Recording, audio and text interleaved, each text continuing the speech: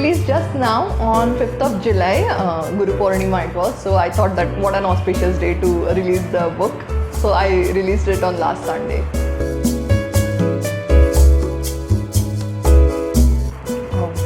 So many things, you know, I have always been wanting to write this book. It just lockdown happened and I could, you know, take out the time to write this book.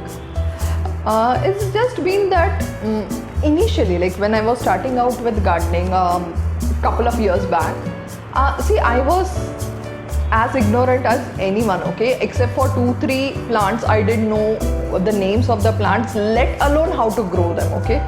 So I had this hilarious incident, you know, where I went to a plant nursery, and you know how here it is in India, all the plants were kept near each other, and I pointed at the hydrangeas, okay, and maybe the nursery guy thought I pointed at the other plant. He told me it's geranium. I'm like, okay, and I bought hydrangeas thinking it is geranium, and I lived with that for almost 3 to 6 months. I don't know, I thought I had bought geranium, you know. I kept telling my friends I got geranium, just to realize I had bought hydrangea. So that is how it started, you know, the confusion with the names of the plants.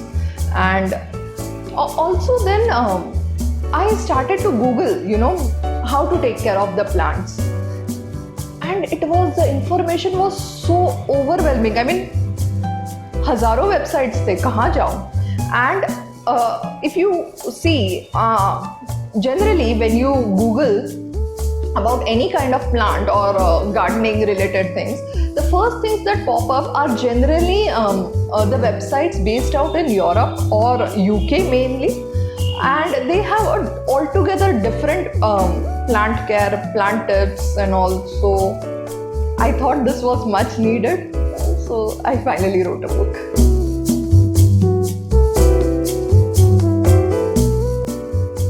Ebook, especially for the kind of book that I have written, wherein I'm talking about plants. So ebook, first and foremost, it's paperless, so it's eco-friendly, so that's there.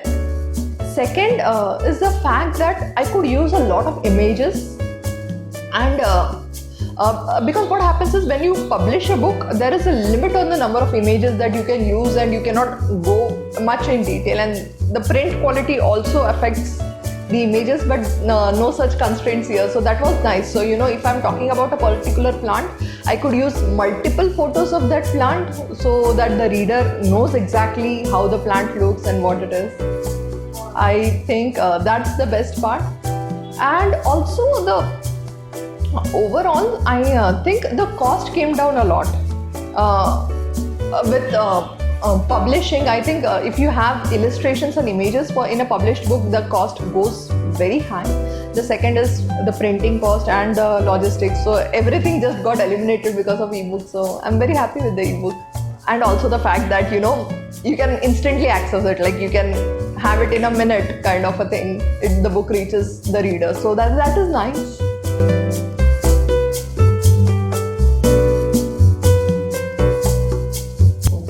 The biggest con I would think is people don't look up to an ebook the way they look up to an published book. A published book always holds a lot more respect than an ebook. So I think it will take some time, maybe few more years for people to, you know, have the same kind of respect for ebooks that they have for published books. I hope it happens soon.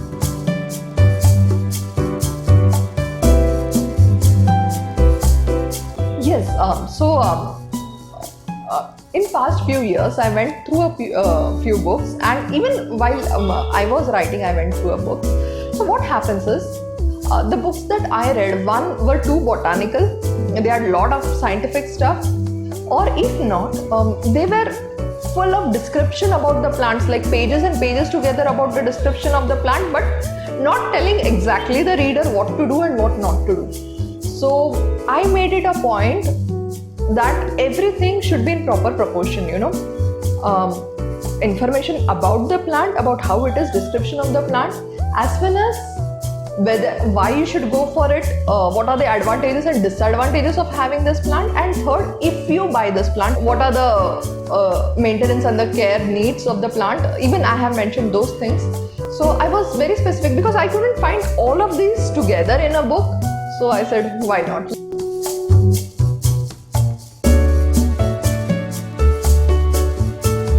I really want people to try gardening and spend some time and enjoy the time with plants, get acquainted and get to know plants a bit.